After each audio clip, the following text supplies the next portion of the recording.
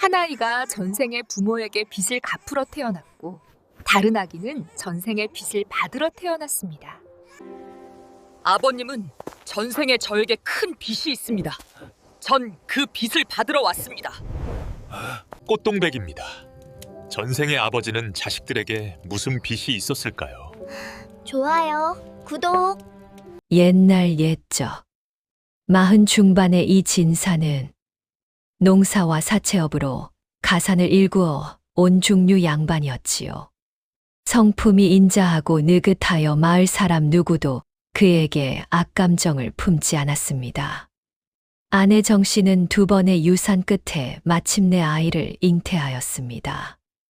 만삭의 몸으로 처음 산기를 느끼던 날, 이 진사는 두 손이 가늘게 떨리고 있었지요. 아이를 기다리는 10달 동안 이씨 집안에는 크고 작은 이상한 일들이 끊이지 않았습니다. 첫째 달에는 곳간 처마 밑에 제비한 쌍이 집을 지었는데 완성된 둥지 안에 알이 아닌 동전 두 잎이 나란히 놓여 있었지요. 가장 기이한 일은 9째 달에 일어났습니다. 정씨 마님이 한밤중에 홀로 깨어 사랑채 쪽을 바라보니 서로 다른 빛깔의 빛 두 줄기가 방 안으로 스며들었다가 이내 사라지더라는 것이었습니다. 한 줄기는 따뜻한 금빛이었고 다른 한 줄기는 서늘한 은빛이었지요. 한겨울 새벽 이씨 집안 안채에서 정씨 마님의 산통이 시작되었습니다. 이 진사는 사랑채 마루에 홀로 앉아 두 손을 맞잡은 채 안채 쪽만 바라보았습니다. 첫 번째 울음소리가 터져 나왔습니다. 크고 우렁찬 울음이었습니다. 지붕 위에 쌓인 눈이 스르르 흘러내릴 만큼 힘찬 울음이었지요. 이 진사가 벌떡 일어서려는 순간 산파 노마님의 목소리가 다시 들려왔습니다. 아직 기다리세요. 하나가 더 있습니다. 두 번째 울음소리는 달랐습니다. 갓 태어난 아이가 내는 소리라고는 믿기 어려운 낮고 또렷한 울음이었지요. 마치 할 말이 있는 사람이 목청을 가다듬는 것처럼 짧고 단호한 소리였습니다. 쌍둥이였습니다. 몸종이 달려 나와 떨리는 목소리로 전했습니다. 형 도련님은 태어나자마자 펑펑 우시는데 아우 도련님은 울음을 뚝 그치고 대감마님 계신 사랑채 쪽을 똑바로 바라보십니다. 사랑채 쪽을 바라본다는 말에 이 진사의 등줄기가 서늘해졌습니다. 갓 태어난 아이가 특정 방향을 또렷이 바라본다는 것은 이 세상에 처음 온 것이 아니라는 뜻이라고 어른들은 말했습니다. 그것도 아버지가 있는 쪽을 바라보았다는 것은 이 진사를 이미 알고 있다는 뜻이었지요. 이 진사는 그날 밤 꿈을 꾸었습니다. 드넓은 들판에 두 아이가 서 있는 꿈이었지요. 한 아이는 두 손에 무언가를 가득 담아 이 진사에게 내밀고 있었습니다. 다른 한 아이는 빈손으로 서서 이 진사를 똑바로 바라보고 있었지요. 그 눈빛이 어찌나 또렷하던지 이 진사는 꿈속에서도 그 시선을 피하지 못했습니다. 빈손의 아이가 입을 열었습니다. 아버지, 저 왔습니다. 그 목소리가 어떤 온도였는지 이 진사는 잠에서 깨어나서도 오래도록 떠올렸지요. 형은 석준, 아우는 성남이라 이름 지었습니다. 석준은 자라면서 날마다 이 진사를 닮아갔습니다. 넉넉하고 씩씩하며 어떤 일이든 겁내지 않는 아이였지요. 성남은 조용하고 섬세하여 글 읽기를 좋아하고 생각이 깊었습니다. 석준은 아버지를 볼 때마다 환하게 웃었지만 성남은 아버지를 볼 때마다 무언가를 재는 듯 또렷한 눈빛으로 바라보았지요. 그 눈빛이 꿈속에서 빈손으로 서 있던 아이의 눈빛과 같다는 것을 이 진사는 애써 외면했습니다. 어느 날 저녁 이 진사가 사랑채에서 글을 읽고 있는데 석준이 뛰어들어왔습니다. 숨을 헐떡이며 작은 손을 내밀었지요. 손 위에는 들에서 꺾어온 들꽃 한 다발이 놓여 있었습니다. 아버지, 드리려고 가져왔어요. 이 진사는 그 꽃을 받아들며 가슴이 뜨거워지는 것을 느꼈습니다. 6살 아이가 아버지에게 꽃을 꺾어 오다니 감동이었습니다. 성남은 달랐습니다. 같은 날 저녁 성남은 사랑채 문 앞에 서서 한참을 머뭇거리다가 들어왔습니다. 그리고 이 진사 앞에 앉아 똑바로 눈을 마주치며 말했지요. 아버지, 소희는 아버지가 어떤 분인지 알고 싶습니다. 6살 아이가 내뱉은 말치고는 너무나 무겁고 또렷한 말이었습니다. 이 진사는 그 눈빛 앞에서 말문이 막혀버렸지요. 그 무렵 탁발을 다니던 승려 해관이 이씨 집안 대문 앞에 나타났습니다. 허름한 승복의 낡은 바랑을 맨 해관은 예사 중이 아니었습니다. 이 진사는 그를 사랑채로 불러들여 따뜻한 차를 내어주었습니다. 해관은 차를 한 모금 마시고 나서 천천히 입을 열었습니다. 대감마님, 두 아드님의 전생 이야기를 아시고 계십니까? 이 진사의 손이 찻잔 위에서 멈추었습니다. 해관이 말을 이었지요. 전생의 대감마님은 두 아들의 아버지였습니다. 형 석주는 전생에도 대감마님의 아들이었으나 그때는 귀하고 넉넉한 집 아들로 태어나 온갖 사랑을 받았지요. 아우 성남은 전생에도 대감마님의 아들이었으나 그때는 가난하고 천한 집 아들로 태어나 사랑은커녕 끼니도 잊기 어려웠습니다. 이 진사가 눈살을 찌푸렸습니다. 전생에 소인이 두 아이를 그리 차별했단 말이오. 해관이 고개를 끄덕였습니다. 아셔야 할 것이 있습니다. 그것이 대감마님의 잘못만은 아니었소. 전생의 대감마님도 어찌할 수 없는 신분의 굴레가 있었으니까요. 그러나 이 생에서 그 빚을 갚지 않으면 성남 도련님의 마음 구멍은 끝내 채워지지 않을 것이오. 방 안에 무거운 침묵이 내려앉았습니다. 해관이 떠난 뒤 이 진사는 두 아들을 바라보는 눈길이 완전히 달라졌습니다. 석준을 볼 때는 고마움이 밀려들었지요. 전생에 그토록 사랑받고 자란 아이가 이 생에서도 환하게 웃으며 다가오니 그 웃음 하나하나가 전생의 은혜를 갚는 것처럼 느껴졌습니다. 반면 성남을 볼 때는 까닭 모를 미안함이 가슴을 눌렀지요. 전생에 제대로 사랑해주지 못한 아이가 이 생에서도 그 빈자리를 채우러 온 것이라 생각하니 눈을 마주치는 것조차 부담스러웠습니다. 그리고 바로 그 부담스러움이 문제를 만들기 시작했습니다. 이 진사는 자신도 모르게 성남을 대할 때 어색해졌습니다. 석준에게는 자연스럽게 손을 내밀면서 성남에게는 무언가를 갚아야 한다는 의식 때문에 오히려 행동이 굳어버렸지요. 성남은 그것을 느꼈습니다.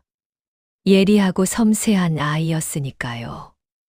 성남이 10살이 되던 해 가을, 이 진사는 성남의 눈빛에서 전생의 그림자를 처음으로 똑바로 마주했습니다. 서당에서 돌아온 성남이가 말했습니다. 아버지, 소희는 이상한 꿈을 꿉니다. 이 진사가 천천히 물었습니다. 어떤 꿈이냐? 성남이 대답했지요. 아버지와 소인이 같이 있는데 아버지가 소인을 보지 않는 꿈입니다. 소인이 아무리 불러도 아버지의 시선은 다른 곳을 향하고 있지요. 소인은 꿈속에서 배가 고프고 춥고 무서운데 아버지는 멀리 있는 형님에게만 밥을 주고 옷을 주십니다. 성남은 담담한 목소리로 말했습니다. 울지도 원망하지도 않는 목소리였지요. 그것이 오히려 이 진사의 가슴을 더 깊이 찔렀습니다. 그것은 꿈이 아니었습니다. 전생의 기억이었지요. 성남이 이 생에 태어나기 전부터 품고 온 전생의 상처가 꿈으로 흘러나오고 있었던 것입니다. 이 진사는 그 자리에서 성남 앞에 무릎을 꿇고 싶었습니다. 그러나 몸이 움직이지 않았지요. 무엇을 말해야 할지, 무엇부터 갚아야 할지 알 수 없었습니다. 그 무렵 사촌이 별감이 처음으로 이 씨 집안에 얼굴을 내밀었습니다. 이 별감은 겉으로는 번드르르하게 차려입고 다니나 속은 탐욕으로 가득 찬 인물이었지요. 이 별감의 아버지가 젊은 시절 이 진사에게 막대한 빚을 진 채 세상을 떠났고 그 빚이 이 별감에게 고스란히 내려왔습니다. 이 별감은 빚을 갚기는커녕 이 씨 집안의 재산을 호시탐탐 노리고 있었지요.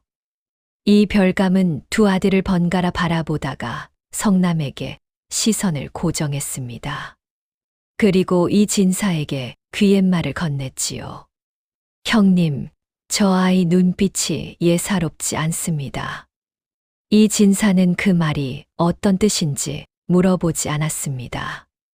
다만 이 별감의 눈빛이 성남을 향할 때 무언가 계산하는 빛이 스친다는 것을 놓치지 않았지요. 두 형제가 15살이 되던 가을, 성남이 청주 서당 101장에서 장원을 차지했습니다. 훈장은 이 아이의 글재주는 소인이 50평생 가르쳐 온 제자들 중 으뜸이라며 혀를 내둘렀지요. 이 진사는 그 말을 전해 듣고 눈물을 훔쳤습니다. 전생에 제대로 키우지 못한 아이가 이 생에서 이토록 빼어나게 자라주었다는 것이 감사함인지 안도인지 알 수 없는 감정으로 밀려들었지요. 그런데 성남은 장원 소식을 들은 날 저녁 혼자 방 안에 앉아 울었습니다. 몸종이 우연히 그 모습을 보고 이 진사에게 전했지요. 이 진사는 성남의 방문 앞에 서서 한참을 망설이다가 조용히 물었습니다. 성남아, 장원을 했는데 왜 우느냐? 성남이 대답했습니다. 소인이 무언가를 잘해야만 아버지가 소인을 봐주시는 것 같아서요. 이 진사는 그 자리에서 오래도록 움직이지 못했습니다. 성남의 말이 맞았습니다. 이 진사는 자신도 모르게 성남에게 무언가를 증명하게 만들고 있었던 것이지요. 전생의 빚을 갚으려는 마음이 오히려 성남으로 하여금 사랑을 얻기 위해 끊임없이 무언가를 해내야 한다고 느끼게 만든 것이었습니다. 한편 석주는 아우와 아버지 사이에 보이지 않는 긴장을 누구보다 먼저 느꼈습니다. 석주는 아우가 장원을 한 날 밤 이 진사를 찾아가 조용히 말했습니다. 아버지, 성남이는 아버지의 칭찬이 필요합니다. 성취의 칭찬이 아니라 그냥 존재 자체에 대한 칭찬이요. 이 진사는 아들의 말에 한동안 말이 없었습니다. 15살 아이의 입에서 나온 말이라고는 믿기 어려운 깊이였지요. 그제야 이 진사는 석준이 전생의 은혜를 갚는 방식이 단순히 웃음이나 꽃이 아니라는 것을 깨달았습니다. 석준은 아버지가 놓친 것을 채워주는 방식으로 전생의 빚을 갚고 있었던 것이지요. 사촌이 별감이 다시 움직이기 시작한 것도 바로 그 무렵이었습니다. 겨울이 깊어지던 어느 밤, 성남이 아버지의 사랑채 문을 두드렸습니다. 등잔불이 두 사람 사이를 부드럽게 비추었습니다. 성남이 먼저 입을 열었습니다. 아버지, 소인에게 전생이 있다면 그 전생에서 아버지와 소인은 어떤 사이였습니까? 이 진사의 손이 무릎 위에서 굳었습니다. 성남이 말을 이었지요. 소인은 모릅니다. 그러나 아버지가 소인을 대할 때마다 무언가 빚진 사람처럼 어색해 하신다는 것을 느낍니다. 소인이 그 빚을 요구하는 사람처럼 보이십니까? 이 진사는 오래 망설이다가 천천히 입을 열었습니다. 전생의 이야기를 모두 털어놓았습니다. 자신이 전생에 두 아들을 차별한 채 눈을 감았다는 것도 모두 말했지요. 말을 마친 이 진사의 눈에서 눈물이 흘렀습니다. 성남아, 아비가 전생에도 이 생에도 너에게 제대로 하지 못했구나. 아비가 미안하다. 방 안이 고요해졌습니다. 그리고 성남이 천천히 입을 열었습니다. 아버지, 소인이 이 집에 태어난 것은 빚을 받으러 온 것이 아닙니다. 이 진사가 눈을 들었습니다. 성남이 말을 이었지요. 빚을 받으러 온 것이 아니라 아버지와 다시 한번 살아보러 온 것일 겁니다. 이번에는 제대로. 이 진사는 그 순간 가슴 한구석에서 무언가가 무너지는 소리를 들었습니다. 이 진사는 성남의 손을 두 손으로 감싸 쥐었습니다. 성남은 그 손의 온기를 느끼며 눈을 감았습니다. 그러나 바로 그 순간 이 별감이 관아에 고발장을 넣었다는 소식이 들려왔습니다. 고발 내용은 이러했습니다. 이 진사가 마을 백성들에게 사채를 놓으면서 이자를 3배로 부풀려 받아왔으며 그 장부를 위조하여 관아를 속여왔다는 것이었지요. 이 별감은 그 증거로 이 진사의 것처럼 꾸민 가짜 장부를 제출했습니다. 이 진사는 아전들이 들이닥치던 날 아침 사랑채에서 글을 읽고 있었습니다. 석주는 마당으로 뛰어나와 아전들 앞을 막아섰습니다. 성남은 마루 끝에 서서 끌려가는 아버지의 뒷모습을 바라보았지요. 이 진사가 끌려간 그날 저녁, 석주는 아버지의 사랑채를 샅샅이 뒤졌습니다. 진짜 장부를 찾아야 했습니다. 낡은 서책들을 하나씩 꺼내고 문갑 서랍을 모두 열어보았지요. 그러다 사랑채 깊숙한 곳에 놓인 오래된 궤 하나를 발견했습니다. 궤 속에는 장부와 함께 낡은 문서 2장이 들어있었지요. 석준이 첫 번째 문서를 펼쳤습니다. 아버지의 글씨였습니다. 전생에 석준에게 받은 사랑을 이 생에서 2배로 돌려주리라. 석준은 눈을 깜빡였습니다. 두 번째 문서를 펼쳤지요. 전생에 성남에게 주지 못한 사랑을 이 생에서 반드시 갚으리라. 그 아이가 빚을 받으러 온 것이 아니라 다시 살아보러 온 것임을 이 생에서 깨닫게 하리라. 두 문서 모두 두 아들이 태어나던 날 밤 쓰인 것이었습니다. 이 진사는 처음부터 알고 있었던 것이지요. 그리고 그 빚을 어떻게 갚아야 하는지도 스스로 답을 찾고 있었던 것이었습니다. 석준의 손이 떨렸습니다. 성남이 형의 어깨 너머로 두 문서를 읽었지요. 두 형제는 한동안 말을 잊지 못했습니다. 두 형제는 그날 밤을 꼬박 세웠습니다. 석준이 먼저 말했습니다. 성남아, 아버지는 처음부터 알고 계셨다. 그리고 갚으려 하셨다. 성남은 조용히 고개를 끄덕였습니다. 알고 있었습니다. 그날 밤 아버지가 소인의 손을 잡으셨을 때 느꼈지요. 석준이 아우를 바라보았습니다. 눈빛이 흔들렸지요. 형님, 솔직히 말씀드리겠습니다. 소인은 아버지가 그 손을 놓지 않으셨으면 했습니다. 그런데 이 별감의 소식이 들어오는 바람에 그 순간이 끊어졌지요. 소인은 그것이 또 전생과 같은 것이라는 생각이 들었습니다. 무언가가 항상 중간에 끊어지는 것이요. 석주는 아우의 말을 듣고 오래 생각했습니다. 그리고 천천히 말했지요. 성남아, 이번에는 끊어지지 않을 것이다. 아버지를 구해오자. 그리고 그 손을 다시 잡을 수 있게 하자. 두 형제는 각자의 역할을 나누었습니다. 석주는 장부를 찾아 증거를 모으기로 했고, 성남은 감사에게 올릴 상소문을 쓰기로 했지요. 그러나 현실의 벽은 높았습니다. 이씨 집안의 전답은 경매에 붙여질 위기였고, 열흘 안에 백냥을 마련하지 못하면 이 진사는 옥에서 나오지 못할 상황이었지요. 마른 복만이가 달려와 더 충격적인 소식을 전했습니다.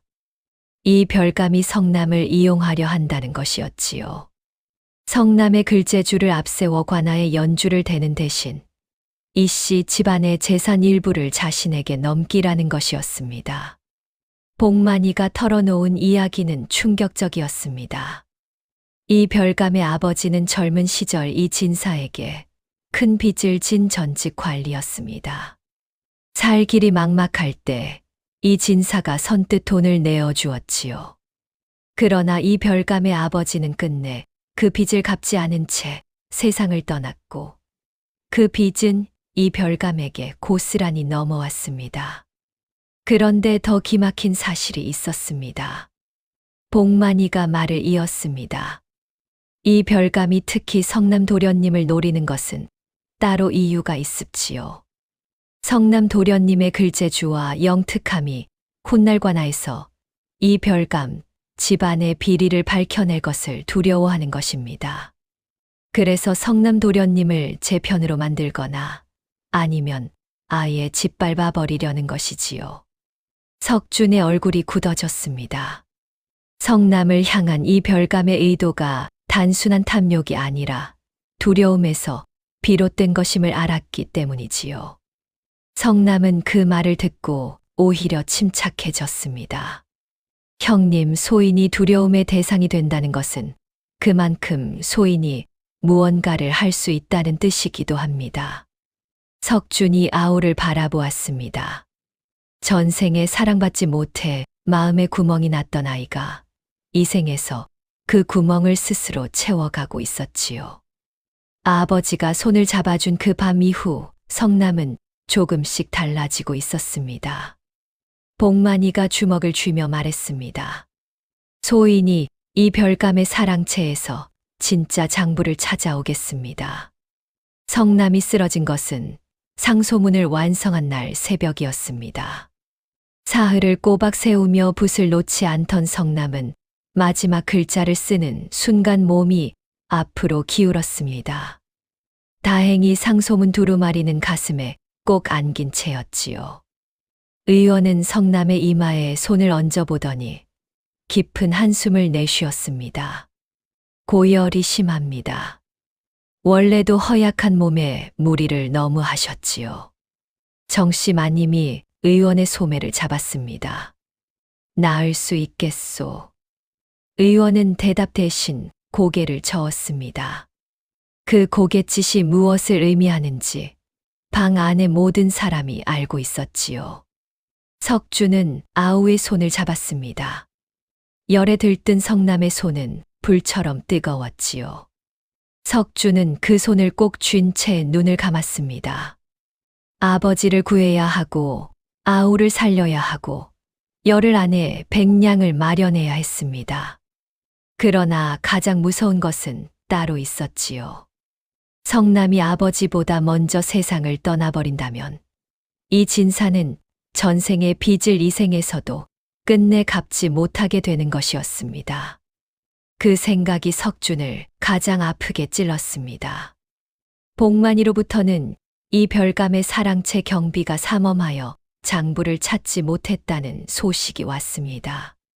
그때 봉이가 찾아왔습니다. 석준이 나오자 봉이는 고개를 숙이며 말했습니다. 도련님이 어려우시다는 소식을 들었습니다. 소인의 아버지께서 담보를 내어드리겠다 하십니다. 석준은 눈을 크게 떴습니다. 그것은 아니 됩니다. 봉이는 고개를 들었습니다. 도련님, 소인의 아버지도 전에 이 진사 어른께 덕을 입은 분입니다. 이것은 담보가 아니라 은혜를 갚는 것이지요. 석준은 말을 잇지 못했지요. 봉이의 눈빛이 새벽 서리처럼 맑고 단단했습니다. 그 눈빛 앞에서 석준은 처음으로 혼자가 아님을 느꼈습니다. 석준은 결심을 굳혔습니다. 봉이 아버지의 담보와 자신이 그동안 모아온 돈을 합치니 80냥이 되었습니다. 스무냥이 부족했지요. 석주는 마을을 돌며 빠듯한 살림 속에서도 조금씩 돈을 모아보았으나 열흘이라는 기한 안에 스무냥을 더 마련하는 것은 불가능에 가까웠습니다. 그때 이 별감이 사람을 보내왔습니다. 전갈의 내용은 이러했습니다. 이 별감이 석준을 만나고 싶어 한다는 것이었지요. 석준은 함정임을 직감했습니다. 그러나 달리 방법이 없었지요. 석준은 열에 들뜬 채 누워있는 아우의 방을 한번 돌아보고 천천히 걸음을 옮겼습니다. 이 별감은 넉넉한 사랑채에 앉아 석준을 맞이했습니다. 차를 권하며 이 별감이 말했습니다. 석준 도련님, 내가 이 진사 어른을 풀어줄 수 있소. 대신 조건이 하나 있지. 석준이 눈을 내리깔고 조용히 물었습니다. 무슨 조건이요? 이 별감이 비웃음을 지으며 말했지요. 도련님이 3년간 내 밑에서 일하는 것이요. 그 재주를 내가 쓰겠소. 그리고 성남이의 상소문을 없애는 것이요. 석준의 눈빛이 굳었습니다. 아우가 사흘 밤을 새워 목숨을 걸고 쓴 상소문을 없애라는 것이었지요. 석준은 잠시 눈을 감았습니다. 그리고 눈을 뜨고 이 별감을 똑바로 바라보았습니다. 계약서를 쓰겠소. 단, 상소문은 소인이 직접 처리하겠소. 이 별감의 입꼬리가 올라갔습니다. 계약서에 도장이 찍혔지요. 이 별감은 석준이 상소문을 없애겠다고 약속했다고 믿었습니다. 그러나 석준의 마음속에는 전혀 다른 계획이 있었습니다. 이 진사가 옥에서 풀려난 것은 눈보라가 치던 밤이었습니다. 석준이 직접 옥문 앞에 서서 아버지를 맞이했지요. 아버지, 집으로 가시지요. 성남이가 기다립니다. 기적은 그날 밤 일어났습니다. 열흘째 고열에 시달리던 성남이 새벽 무렵 땀을 흠뻑 흘리더니 열이 내린 것이었지요. 의원도 고개를 갸웃거렸습니다. 이 진사는 성남의 방으로 들어가 아들 곁에 앉았습니다. 열이 내린 성남이 가늘게 눈을 떴지요. 아버지의 얼굴을 보자마자 성남이 작은 목소리로 말했습니다. 아버지, 오셨습니까? 이 진사는 아무 말도 하지 못하고 아들의 손을 두 손으로 감쌌습니다. 이번에는 놓지 않았지요. 성남의 눈에서 눈물 한 줄기가 흘렀습니다. 그러나 이튿날 아침 이 별감이 청주 대장터 날에 맞추어 움직였습니다. 상인들과 관아 아전들, 마을 어른들이 모두 모이는 자리였지요. 이 별감은 바로 그 자리에 나타나 계약서를 높이 들어 보이며 외쳤습니다. 석준이를 오늘부터 내 밑에서 부리겠소. 장터가 술렁였습니다. 석준은 그 자리에 침착하게 걸어 나갔습니다. 이 별감이 비웃으며 말했습니다. 약속대로 상소문을 없앴겠지. 석준이 고개를 끄덕이며 말했습니다. 없앴습니다. 없애고 새로 썼지요. 이 별감의 눈이 가늘어졌습니다. 석준이 품에서 두루마리 하나를 꺼내 들었습니다. 이것이 새 상소문입니다. 성남이의 원본의 소인이 수집한 증거를 더하여 다시 썼지요. 이 별감의 얼굴이 굳었습니다. 석준이 말을 이었습니다. 그리고 이것이 있습니다. 석준이 품에서 2개의 장부를 더 꺼내 들었지요. 하나는 이 별감이 관아에 제출한 위조 장부였고, 다른 하나는 복만이가 이 별감의 사랑채에서 목숨을 걸고 빼낸 진짜 장부였습니다. 2 장부를 나란히 펼쳐 장터 사람들 앞에 내보이며 석준이 또렷하게 말했습니다. 이 진사 어른의 장부는 위조된 것입니다. 이 별감이 선친의 빚을 갚기 싫어 이 진사 어른을 모함한 것이요. 그리고 전생의 인연이라는 말을 재산 탈취의 명분으로 삼은 것이요. 상인들과 아전 어른들께서 두 눈으로 확인해 주시기 바랍니다. 장터가 한순간에 조용해졌습니다. 노련한 상인들이 하나둘 앞으로 나와 두 장부를 들여다보았습니다. 이 별감의 얼굴이 하얗게 질렸습니다. 달아나려는 이 별감의 앞을 복만이가 막아섰습니다. 이 별감은 그 자리에서 꼼짝도 하지 못했습니다. 수십 개의 눈이 만들어내는 무게는 어떤 포승줄보다도 무거웠지요. 그때 장터 입구 쪽에서 한 사람이 천천히 걸어 들어왔습니다. 성남이었습니다. 몸도 다 낫지 않은 채 창백한 얼굴로, 그러나 등은 곧게 펴고 걸어 들어왔지요. 성남의 손에는 감사에게 올릴 상소문 두루마리가 들려 있었습니다. 관아 아전 하나가 달려와 두루마리를 받아들었습니다. 이 진사는 장터 가장자리에 서서 두 아들의 모습을 바라보았습니다. 형은 장터 한가운데 서서 증거를 내밀고 있었고, 아우는 창백한 얼굴로 걸어 들어오고 있었지요. 전생에 한 아이에게는 사랑을 퍼붓고 다른 아이에게는 고통만 물려준 채 눈을 감았던 그 아버지가 이 생에서 두 아들이 나란히 서는 모습을 보고 있었습니다. 이 진사의 눈에서 눈물이 흘렀지요. 장터의 진실이 밝혀지자 관아는 빠르게 움직였습니다. 이 별감의 위조 사실이 공식 확인되고 이 진사에 대한 모든 혐의가 거두어졌습니다. 이 진사는 가장 먼저 두 아들 앞에 무릎을 꿇었습니다. 석준아, 성남아, 애비가 너희에게 잘못했다. 석준이 몸을 일으키려 했지만 이 진사가 손을 저었습니다. 석준아, 너는 전생에 받은 사랑을 이 생에서 이 아비에게 이자까지 얹어 갚았다. 그 마음이 얼마나 갸륵한지 모른다. 석준의 눈가가 붉어졌습니다. 이 진사가 성남을 바라보았습니다. 성남아, 아비가 전생에 너에게 주지 못한 것이 무엇인지 이제야 알겠다. 돈도 밥도 옷도 아니었다. 그냥 바라봐 주는 것이었구나. 그냥 내가 거기 있다는 것만으로 기뻐해 주는 것이었구나. 이 진사의 목소리가 떨렸습니다. 아비가 이 생에서도 늦었다. 그러나 늦은 것이 안 한 것보다는 낫다고 믿는다. 용서해 다오. 성남이 천천히 아버지 앞으로 다가갔습니다. 그리고 쪼그려 앉아 무릎 꿇은 아버지와 눈을 맞추었지요. 성남이 말했습니다. 아버지, 소인이 이 집에 태어난 것은 받으러 온 것이 아니었습니다. 소인은 이미 받았습니다. 그날 밤 아버지가 소인의 손을 잡으셨을 때, 놓지 않으셨을 때 이미 다 받았습니다. 이 진사가 아들의 어깨를 끌어당겼습니다. 성남은 아버지의 품에 안겼지요. 전생에 한 번도 받지 못했던 것이 이 생에서 이렇게 늦게, 그러나 반드시 왔습니다. 석주는 그 모습을 바라보며 조용히 눈을 감았습니다.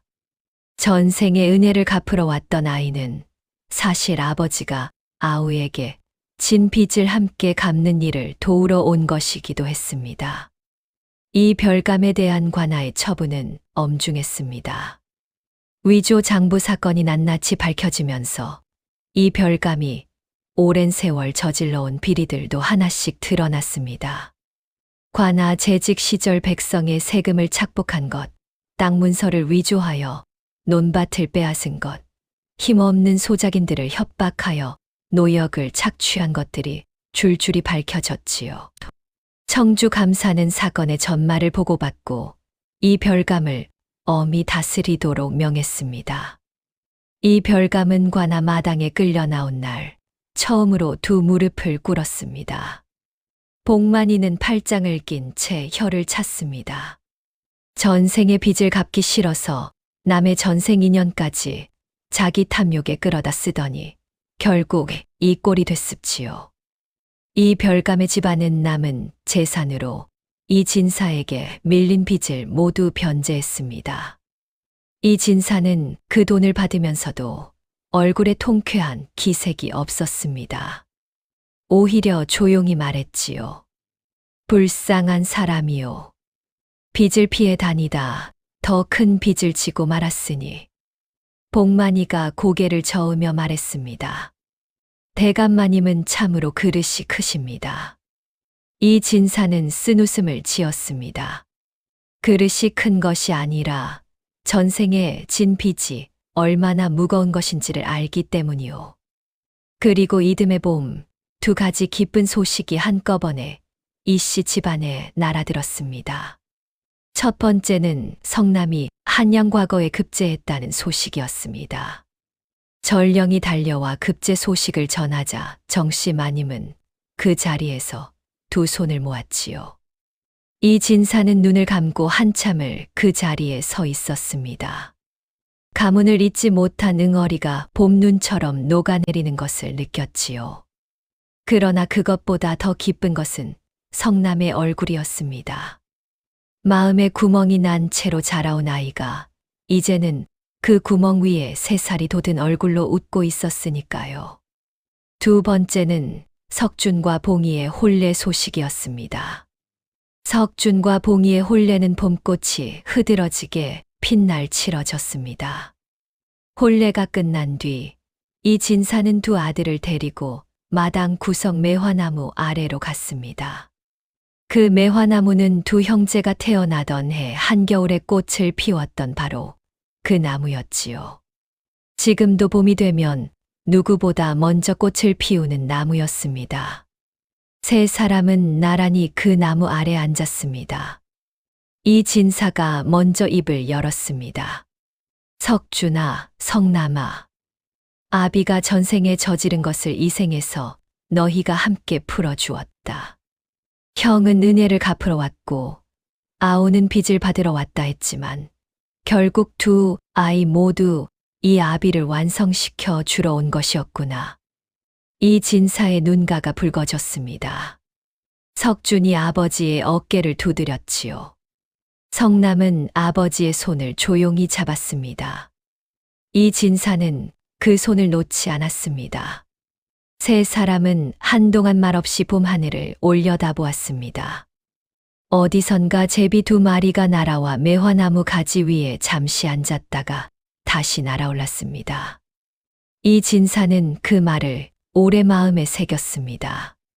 전생의 빚이란 결국 이 생에서 서로를 바라봐 주는 것으로 갚아지는 법이었습니다. 돈이 아니었고 재능이 아니었지요.